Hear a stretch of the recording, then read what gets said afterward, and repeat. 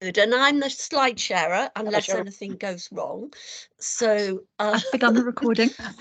Just tell me when to move them on. Okay, brilliant. Yeah, thank you. Good. I can't see these people arriving. Oh, here's Peter. If you click on people at the top, Miranda, you'll see the participants. Okay, great. Oh, and Annie. Oh, all the best people. Hi. Annie, how lovely to see you. Hi. Hi there. And Peter, you too. And Stephen from Scotland, yeah? Hello. Hi there. Nice to have you with us. Thank you. And Ellie, good. Hi. How nice to see you with you. us. Is this your first briefing? I think it may be. Yeah, it is. Yeah. Yeah, well, hooray. Excited to be here. Thank you. So we're going to start on the dot because we've got the most extraordinary amount to pack in. Emily, are you able to mute everybody? Yeah. I can do it as well. Great. And have we got the recording started? Yeah. Great. That's underway. Very good. Well, welcome everybody. Hello, hello, hello. And it's really, really good to have you all with us. I'm one of Empathy Lab's founders. And here with us today, we're going to have a slightly different mixture. All 47 Empathy Builder publishers who have been helping so much with getting a real momentum going behind Empathy Day. And then some of the other partners as well, who we thought would like to hear the results of Empathy Day and also to look ahead to 2024.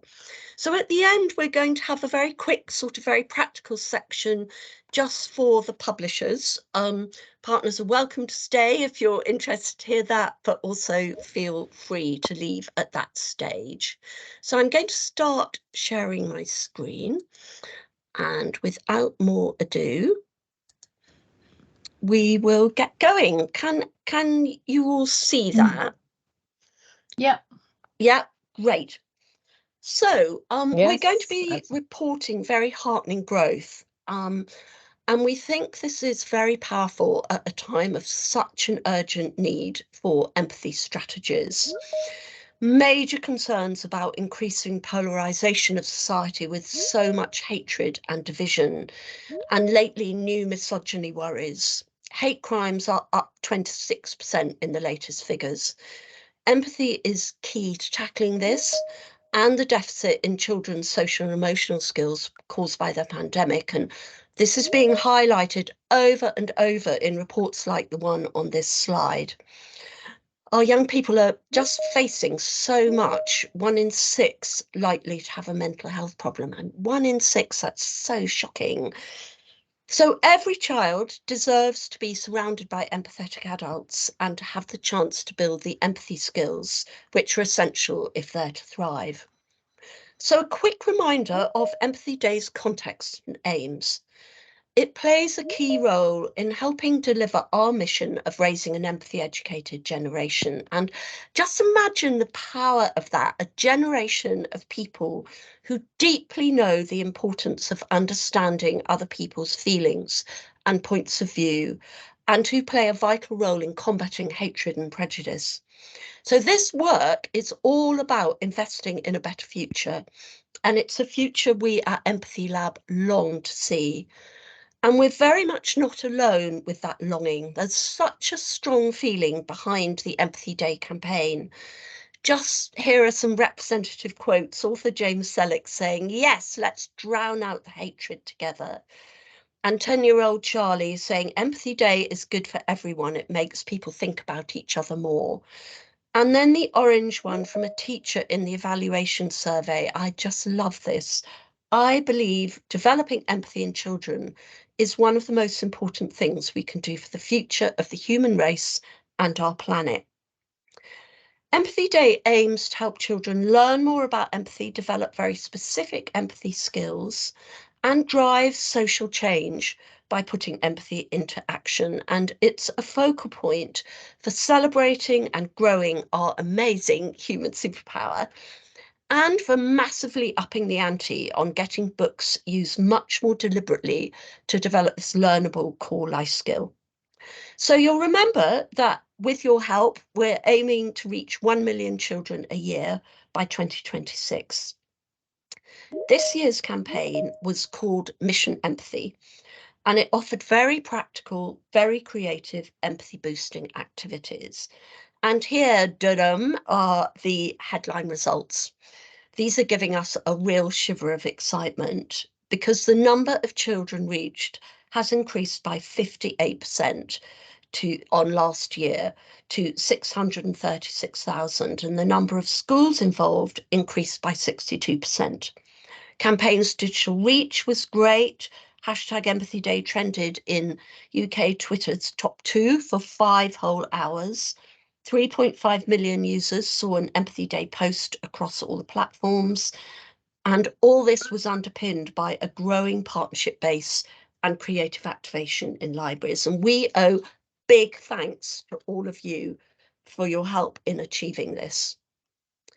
This slide shows the growth trajectory in our reach of children.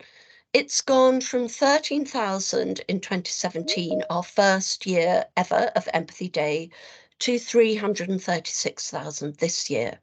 And we've actually nearly reached our target for next year. You can see 2023 is in maroon, and next year, very close to the figure, is in blue. We're really thrilled about schools' participation because schools are so stretched right now. But the number of schools has risen from just 75 in year 1 to over 3,000 this year, a growth of 62%. Public library engagement is really, really important, especially for creating equality of access to empathy-rich books. And this year saw continued high levels of library authorities taking part. For many, it's become a strategic priority. For instance, in Edinburgh, it's now a citywide core event. And public libraries drove really rich public engagement. Feedback from the evaluation surveys particularly highlights the way the books on display were snapped up off shelves. And I think these pictures give you a feel for the great displays and the creative staff response to the idea that empathy is our superpower. Library staff reported families getting deeply involved in the activities and conversations about sharing emotions. So we're passionate, as you know, about benefiting as many people as possible. And every year we think so hard about how we can keep building. So I'm going to hand over now to Kirsten Grant, who's going to outline the new things we did this year. Over to you, Kirsten. Thanks, Miranda. So we now have a more formal partnership with the Children's Laureate team, and thanks so much to Book Trust, with Joseph Coelho leading a National Assembly which was streamed into classrooms this year. And that was our most popular ever, with nearly 400,000 viewers tuning in nationwide. He also, and this was incredibly special, wrote and performed a new poem called Empathy, which had a huge appeal in schools. In a major new development, we ran our first ever live event for 550 children in Manchester's Velodrome in partnership with Read Manchester, starring Rob Biddulph, Rashmi Sardeshpande and Sophie Henn. And thank you so much to their publishers for their support in making that happen. This is an important model of libraries' awesome power to partner with schools and reach directly into disadvantaged communities. And here are the two people who made this fabulous event happen. Honestly, libraries are just so amazing. I'm delighted to introduce you today to Cheryl Pridgeon and Margaret Duff from Read Manchester and Manchester Libraries. Oh yeah, thanks very much for that, Kirsten. We were so excited to be asked to participate in the Empathy Day live event. That was wonderful for us, such a marvellous opportunity. So as you'll see here on Thursday the 8th of June, we were excited to be able to host at the National Cycling Centre our first Empathy Day live event with all these wonderful authors in such an exciting venue as well that we knew would make a real big impact on the schools and the children involved. If we can just move it on to the next slide, please. So yeah, so why did we want to do participated in the live event. Well, why wouldn't we? Because it's a marvellous opportunity for us and for all those young people in Manchester.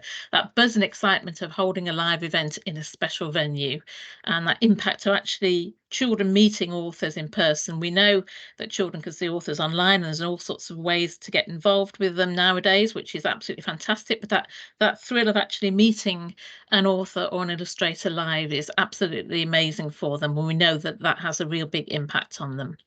It also fits perfectly with Read Manchester and our Manchester Libraries programme, which is around reading for pleasure. So Read Manchester is basically a campaign to encourage all ages in Manchester and all different communities to read for pleasure and to read more widely as well. And obviously part of that really involves that Empathy Lab mission. We're really invested in that because we know what a difference books and reading can make to both children and to adults as well, in terms of understanding other people and adding that empathy and really kind of getting to understand how you might kind of appreciate other people's points of view. So that was part of the wider programme of our empathy themed activity that we did in Manchester as well. We also gifted Read for Empathy collections to high schools and to primary schools as well, because we felt that it was really important for them to have the chance to actually read those books and to share them amongst themselves within school. Next slide, please. Thank you. Okay, so getting started with that, we already have a really strong programme of partnership between libraries and education. Education are really good supporters of the work that we do in libraries, and they also helps us to fund this live event because it can obviously be quite costly for us to do that. So they contributed 50% of the costs, and the Velodrome, again, because of our links through Manchester, they waived the venue hire, so our costs were kept relatively small with that, which was absolutely wonderful and meant that we could really, you know, put our all into making that a great event. And schools are asked to cover their transport costs. Next slide, please. Obviously, we wanted the schools to have a real input into why they were there and to actually kind of fully sign up to what we were trying to do with Empathy Day and what Empathy Lab were trying to achieve with that. So we asked schools to give us ideas about why they wanted to participate and how they would use that opportunity. And we really encouraged the pupils as well to take part in that. So we wanted to know why the pupils would benefit and what they would do with it within school. So you can see there a couple of quotes that reading can lead you to your dreams, and the children wanted to meet people who make books, wanted to understand a bit more about empathy and wanted to know how they could be participating in that as well. And we know that children also feel that authors gave them inspiration to write and to read more widely as well, and what a treat it would be for them if they were able to meet those authors. So the applications also showed that the teachers were really trying to embed that within their schools as well. They were setting up things like reading cafes, special clubs involving parents as well, which was absolutely fantastic. So we've got a wealth of kind of proof there that it does make an impact, and it does have a longer lasting effect beyond that day itself on what the school carries on doing and how that impacts on those particular pupils. So I'll hand over to Cheryl now for the other part.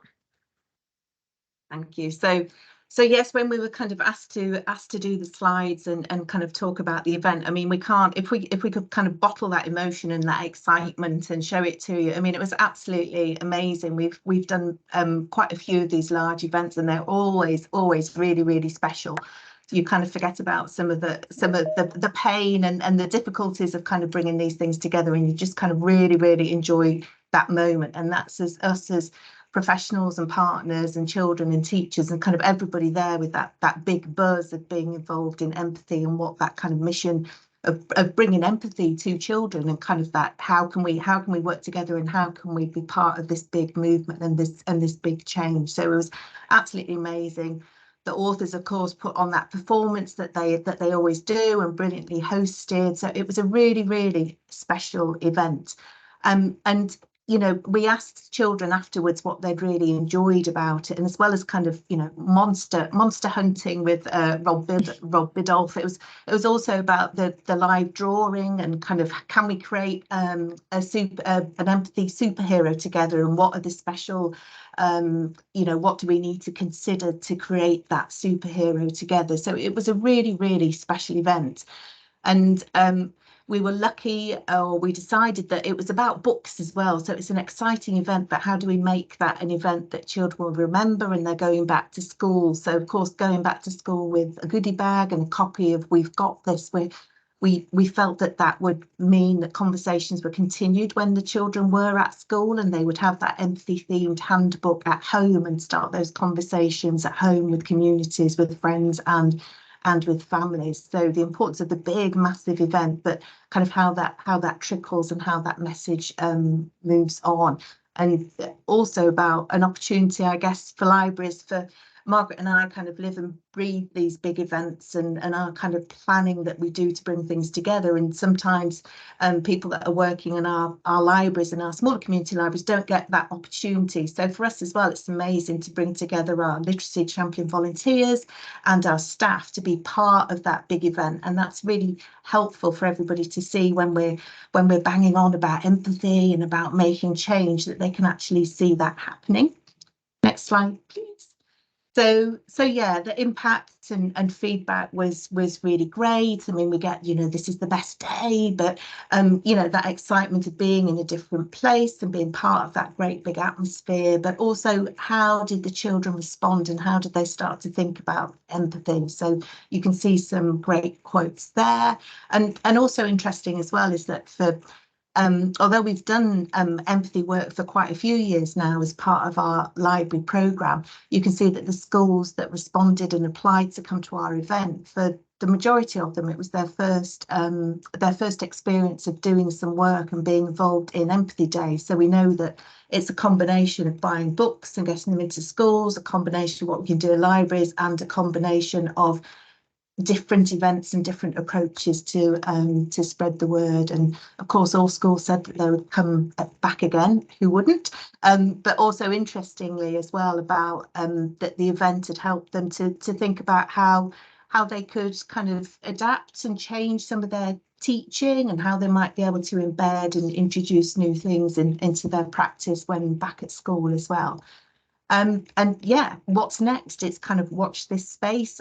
How do we continue that success and how do we grow? So part of conversations and seeing how Read Manchester and Manchester Libraries can continue to support. So that's just a snapshot, and I'll stop now. Fabulous, thank you so much. And it was such a fantastic day. We were absolutely thrilled to partner with Read Manchester and Manchester Libraries. So thank you so much for everything that you did for us. And then now ploughing on, you can see photos of Rashmi Sardar's Pandy there, but Rashmi was also key to another campaign first, of course, our first ever book, which is an empathy handbook for children with empathy builder Quarto. And this added a whole new dimension to our reach and awareness of our work. So many thanks to Quarto for this opportunity and all their hard work on it, and also to the very generous arrangements as Empathy Lab is receiving all the royalties, which is absolutely fantastic. And this was the second year of formal support from an amazing 47 Empathy Builder publishers, which is absolutely incredible.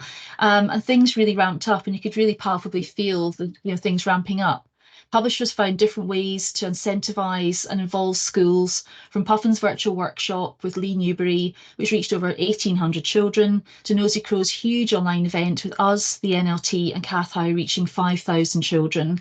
Anderson kindly sponsored the Early Years Toolkit, and Bloomsbury experimented with a scheme incentivising staff to reach into the communities and involve local schools. And this proved exceptionally galvanising for staff, and it's a model that we're really keen to develop for next year. And then Usborne were incredibly proactive and developed a really interesting mix of things for the campaign. So here's Fritha, their head of PR, to share some more detail on that. Thanks, Kirstin. Hi, everyone. So at Usborne, there were three ways that I wanted us to get involved with Empathy Day. The first was that I was really keen that we partner with Empathy Lab to tell their audience about one of our biggest empathy building texts, which is this Usborne Lift the Flap questions and answers about refugees. It's a part of an award-winning series for Usborne, and the links with empathy are obvious. The second thing we wanted to do was to just help Empathy Lab to reach more schools by using our sister organisation, the Usborne Community Partners Division, who have lots of links directly into schools and a massive schools database. And then the third thing that I wanted to do was to support Usborne staff to engage more with the work of Empathy Lab and to have a better understanding of what the aims of Empathy Day are and how them as individuals, as part of an Empathy Builder publisher, are important and what they could be doing on the day itself, but looking into the future. So those were the three things that I wanted to get out of the work we were doing to support Empathy Day. So as I say, the first thing that we did was a giveaway. Thanks, Kirsten. Yeah, so we offered 500 copies of this title to any Key Stage 2 primary schools who signed up for the Empathy Day free resource pack. And we, as a publisher, we were offered visibility on the Empathy Lab website, which was great for us. And it's felt really good when we were mailing these copies of these books out to the schools who had signed up. So that was the first thing that we did. And then the next thing that we did was we utilised our wide schools network through the Usborne Community Partners by sending out email blasts to let them know that Empathy Day was approaching. We used all the really helpful information that Miranda and Kirsten and Emily at Empathy Lab provided to us with the links to the toolkits and resources. We just kept feeding that information out via newsletters and social posts. And then the third thing that we did was engaging Usborne staff. So we hosted a learning table event with all of our staff that was run by Sarah Mears, who is co-founder of Empathy Lab alongside Miranda McKerney.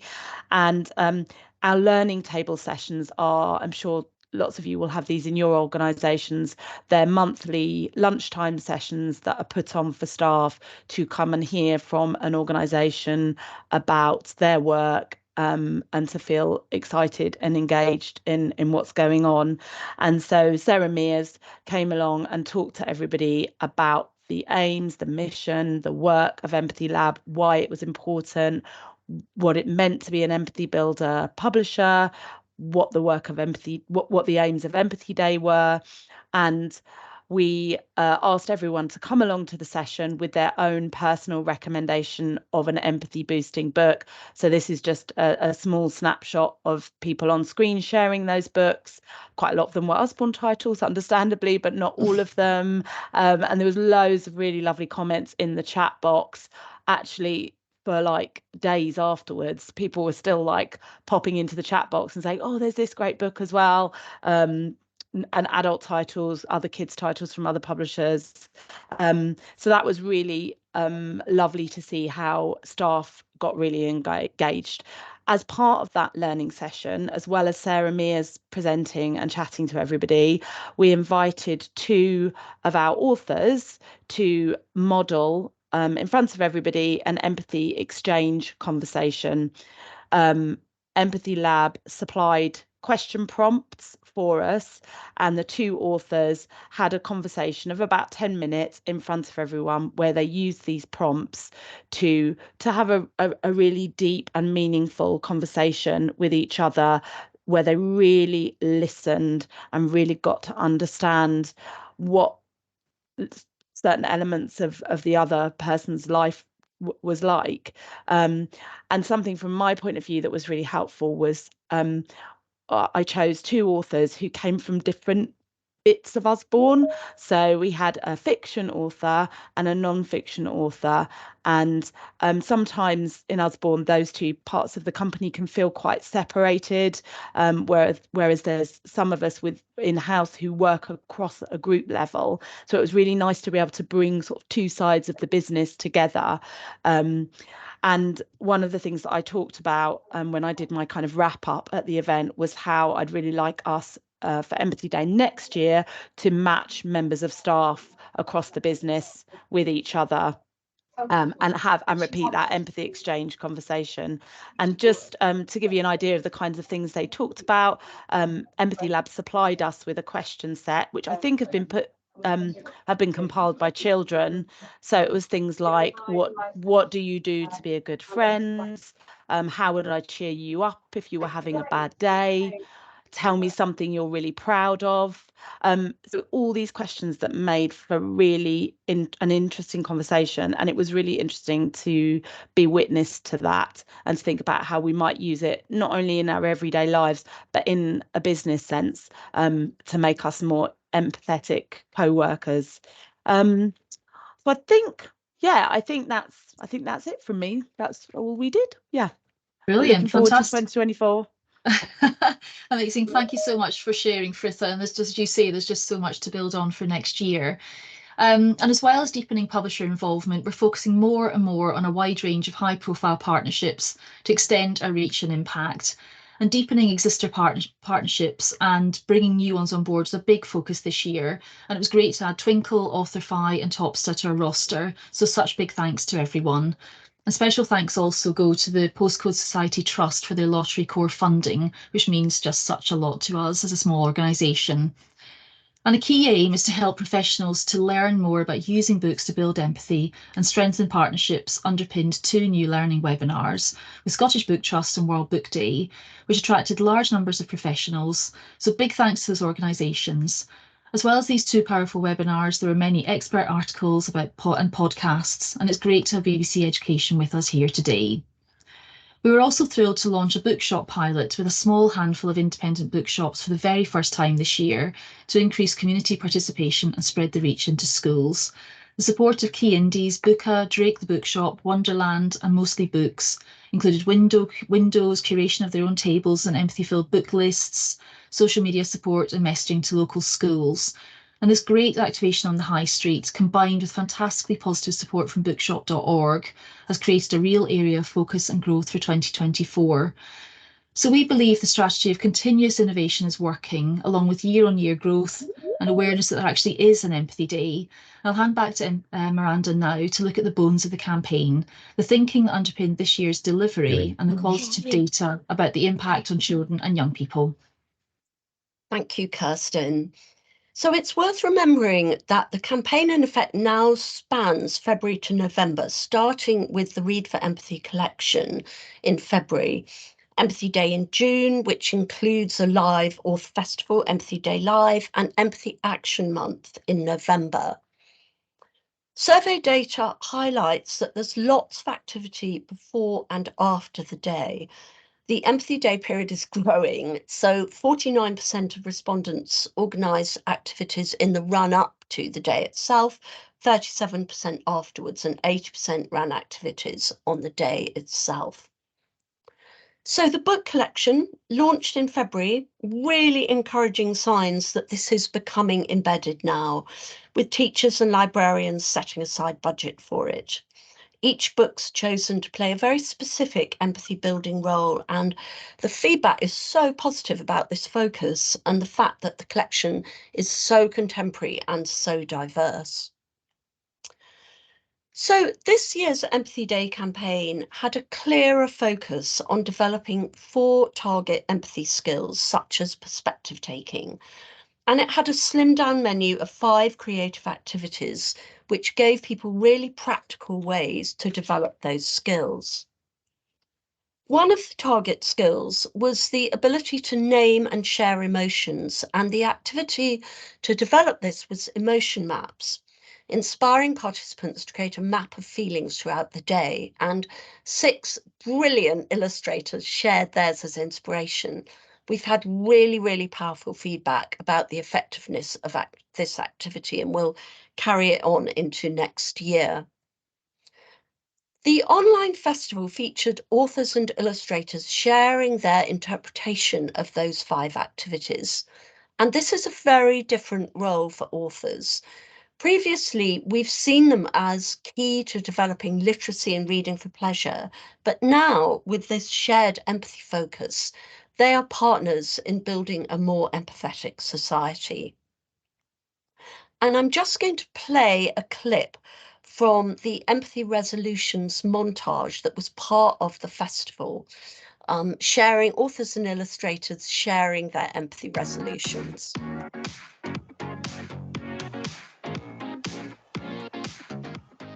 My empathy resolution is to make less assumptions and to actually take the time to ask people more questions and to find out what's really going on. When I see somebody isolated or being bullied or being treated as a bit weird, instead of just not joining in, to go and stand by them and to be their friend.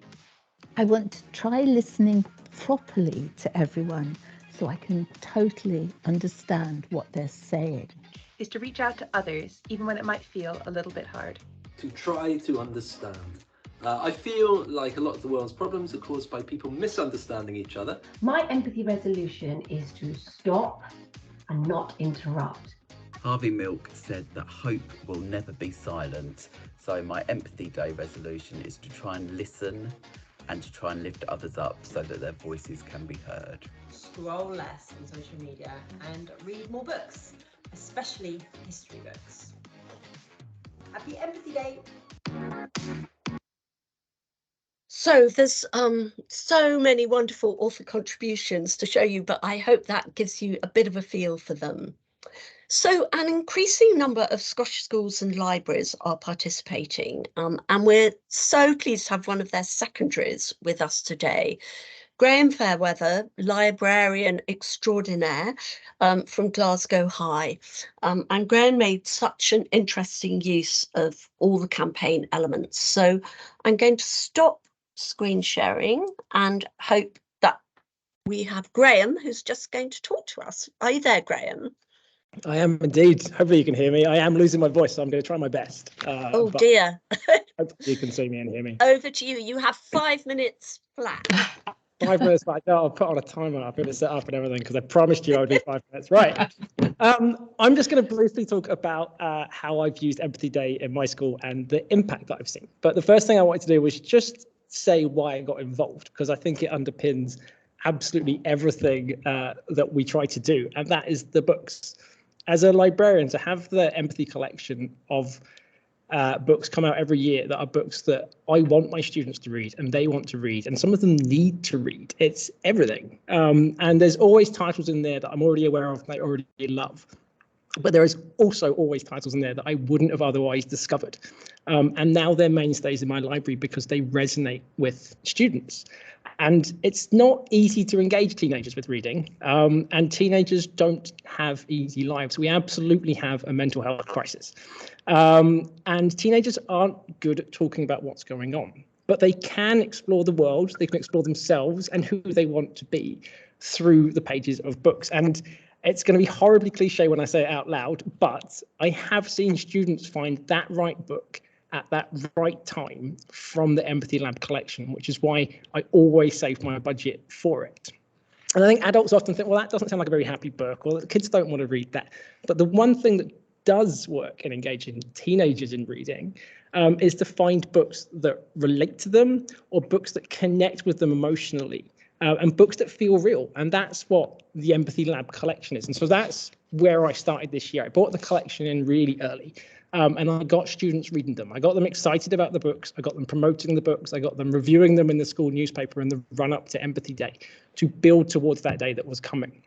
But obviously on Empathy Day itself, I wanted it to go beyond one set of shelves in a library. I wanted it to become a whole school ethos. And so I did two things that should be incredibly simple, but are really, really hard. One, I went to share the research behind empathy and reading with senior management.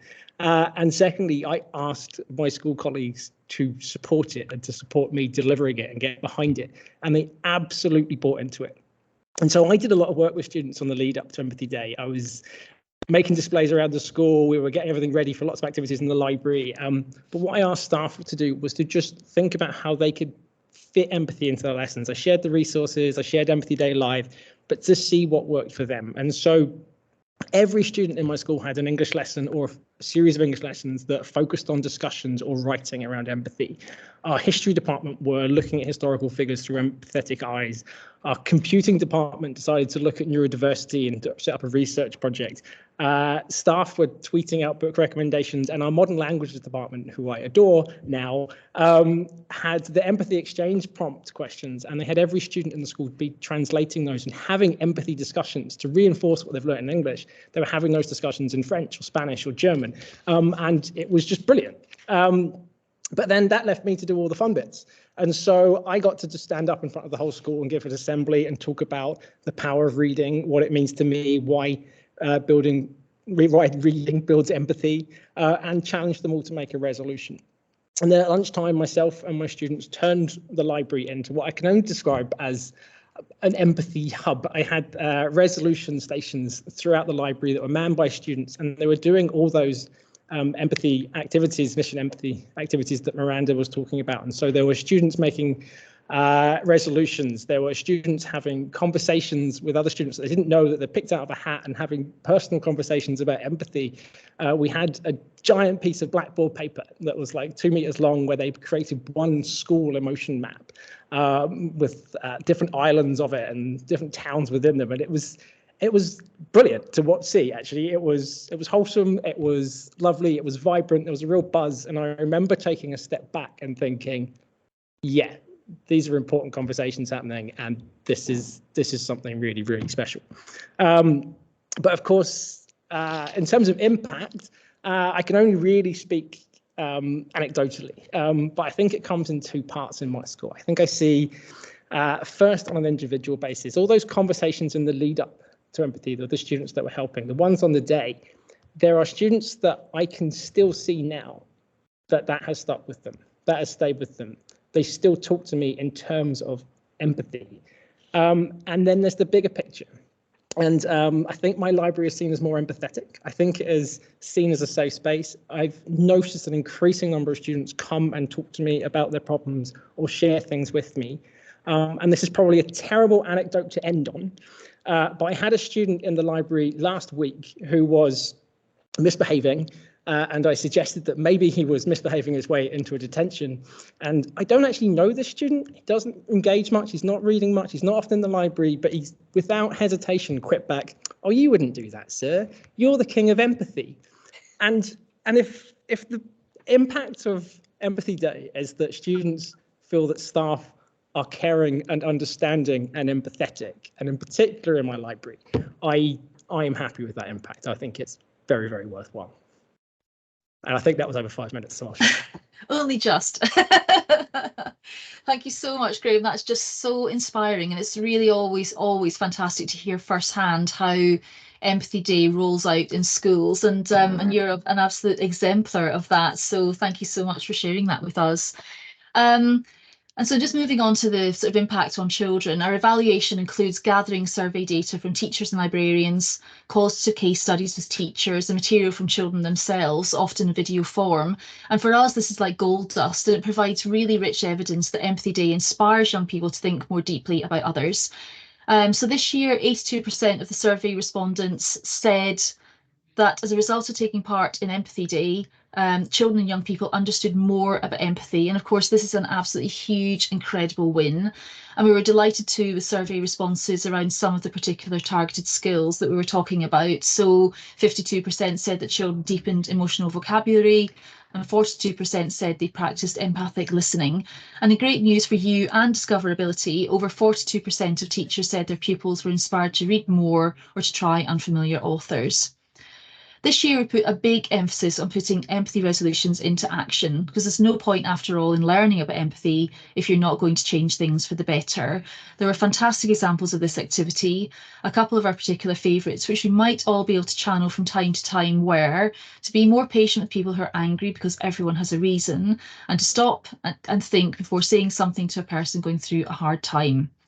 We also had our first class empathy resolution from Dear Class at Moorlands Primary, a school in a deprived area of Great Yarmouth. Their teacher's a collection judge. That people find different things difficult, and to always be kind and help each other when we can. Sorry, Kirsten, I'll play that again. Sorry, just saying their teacher's a collection judge. So after much reading of the Reading for Empathy books and deep discussion, they made a class resolution. So here it is. Our class aim through resolution is to understand that people find different things difficult and to always be kind and help each other when we can. Thank you. And here's some feedback gathered from the evaluation that young people said about why Empathy Day matters. Hannah said not everyone knows what empathy is.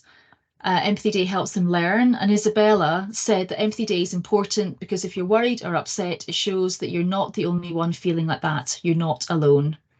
Sorry, Kirsten, just losing your place. Getting the slides. Oh.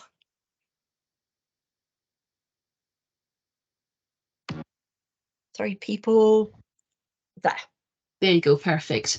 And they were also eliminating answers from teachers about their reasons for taking part, which ranged from valuing empathy as a quality of character to wanting children to recognise the importance of understanding how others are feeling, to becoming empathetic citizens, stressing that their role is bigger than delivering a measurable exam-based curriculum, to the campaign's links to reading for pleasure and health and well-being. And we asked teachers for their highlights, and here's what some of them said. It's really striking that there's a lot of evaluation input from senior leaders, including heads and deputies, leads for wellbeing, English and PSHE, so we're really getting cut through in schools. And in terms of learnings and recommendations, each year we undertake widespread feedback with our stakeholders to find out what's working and what's not to help us to finesse the campaign for the following year. So your feedback is always incredibly welcome. This year's feedback was fantastic and is helping us to focus on key areas for next year, which includes super streamlined messaging, builders becoming ambassadors in their community, building on relationships and activity with key partners, especially those who can increase reach into schools, clearly differentiated activities for key stages 1 to 3, more live elements in person and online, and widening bookshop activity. So that's the end of the Empathy Day review, and we'll move on now to what's next. So back to Miranda. Thanks, Kirsten. So yeah, lots of exciting things happening now. On September the 25th, we'll be launching our new activity strand, Empathy Action Month, which takes place throughout November. And this reinforces our social action emphasis and creates a focal point for children to revisit their empathy resolutions or make new ones. So there'll be 5 weeks of powerful content and activities, including new author videos, top tips, and a book list led by characters. The new year kicks off with an early February launch of our new Read for Empathy collection, and we're noticing this is becoming increasingly influential, as these quotes show, and we're so grateful to Peters for their support with this. And Empathy Day itself, next year, it's on Thursday the 6th of June. And based on feedback to simplify, simplify, simplify, the campaign will be stripped back to its core actions: read, connect, and act. Children can choose one activity from each of those read, connect, act categories. There'll be a menu of activities, all of which will help develop key empathy skills. There'll also be a new range of staff training modules, teachers, librarians, Empathy Builder publishers, live online author events on the day, more differentiated for Key Stage 1, 2 and 3, and headline in-person author illustrator events for schools. So next steps, we'd love to involve everyone here in the next steps. I hope you can be an army of empathy evangelists, because my goodness, the world needs more empathy right now, and we'd especially value your help in spreading the word to schools and families. Could you start planning and spreading the word about Empathy Action Month in November? The 2 dates for your diary: the date of the Read for Empathy collection launch is the 8th of February, and we'll be inviting you to a secret preview 2 days before. Ink that Thursday the 6th of June in your diary and look out for a really interesting Empathy Walks activity in the spring. So that is the end of our section for partners. You're very welcome to stay if you'd like, if you're not a publisher and would still like to hear about publishers, but also feel free to go. We'll be in touch to discuss plans, but if anything has immediately struck you, just don't hesitate to email me or Kirsten, and Emily, maybe you could put our emails in chat, but we'll also be sending all our details round. We're just going to ask if you wouldn't mind, Paul is going to take a screenshot of everybody so that we can use that on social media. So Paul, over to you very quickly. Thank you very much, Miranda. Okay, right, so it's everybody's favourite face. Big wave to everybody, please. We'll get as many people as we can on screen. Hello, excellent. Look at you, happy, smiley people. Aren't you wonderful? Thank you very much. Lovely, thank you. So I'm just going to share for the very last bit, and Builder Publishers, if you can stay on for this, it would be really great. So you'll remember that the strategy behind Empathy Builders is underpinned by a series of pledges made by publishers. And right now, we're focusing on embedding across the book industry a deeper understanding about the importance and potential of taking a sharp empathy focus and developing a widespread understanding of the research and the science underpinning all this. One of the pledges focuses on developing a trained band of authors, key partners, because their whole job is about building empathy. And we've run 6 masterclasses now. And the next one is this November, online across 2 half days. And you'll remember that we've tiered the cost of this for the size of the publisher. It's been an amazing experience. Authors and illustrators have really loved this training and the community feel of sharing expertise and ideas. And there's now an alumni group which meets once a year and a Facebook group. So we hope very much you'll consider sending your authors and illustrators on this. And then in a really big development, the other manifesto pledge we're tackling next is staff training for publishers, because if reading is empathy building, all publishers can consider themselves empathy builders. There are big future implications of this for job satisfaction, recruitment, diversity and inclusion. And big thanks to the Working Party who've helped develop this up with us. This is what's on offer, and we hope you'll all be up for participating. A roundtable for the senior leaders early in New Year, looking at the strategy and exciting new research from Sussex University. For middle managers, a selection of modules aimed at developing empathy skills and approaches in the workplace, like listening skills. And for junior to mid-level staff, a totally brilliant foundation 1-hour webinar, which we'd like you to consider sending absolutely as many staff as you possibly can on this, to really embed the understanding across all divisions from editorial to sales. And we've made the cost really low at just £15 a person to enable that. So I'll be sending around a paper with the more detail on this. And so for your next steps, over and above the steps we outlined just now for everyone, please do consider booking people into the November masterclass and staff into the empathy training. And we think you're going to love the Empathy Walks idea, which came from Shannon at Corto. So we'll be forming a little working party on this. These finally are the next briefing dates. We'll be sending invitations for your calendars for these. January, March, May, September next year, and these are the Read for Empathy collection dates. So it just remains for me to stop sharing and to say an absolutely gigantic thank you for everything. Please get in touch to discuss absolutely anything you want, and do stay on screen if there's something you'd like to discuss right now. And up the empathy revolution.